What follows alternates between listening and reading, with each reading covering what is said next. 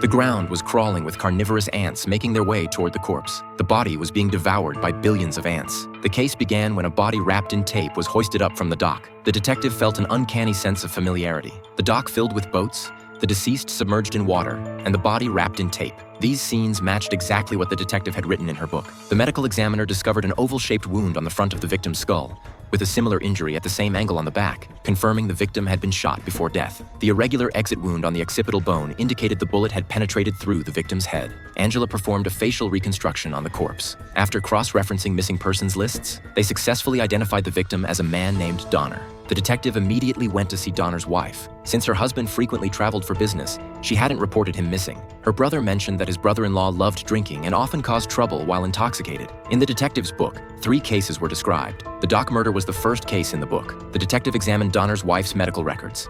The emergency visit documented fractured ribs, a concussion, and severe contusions. All these injuries were inflicted by her husband. Now that his sister had suffered such brutal beatings, the wife's brother would surely not let this go unpunished. He became the prime suspect in the case.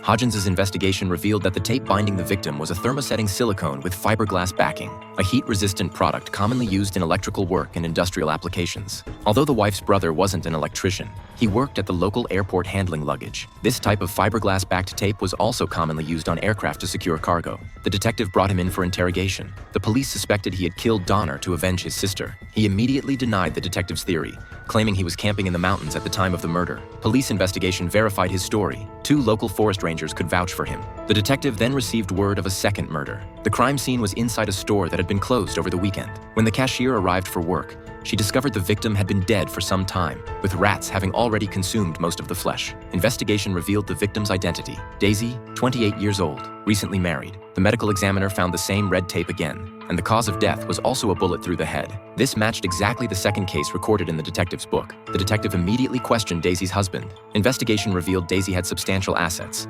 and her husband was currently the sole heir. The detective suspected this was a case of killing for inheritance. However, the husband claimed they were deeply in love, and on the night of his wife's disappearance, he was participating in a golf tournament. He had a solid alibi. The detective investigated Daisy's husband's movements and confirmed he was indeed out of town at a golf tournament during the time of the murder. Donner had multiple defensive wounds.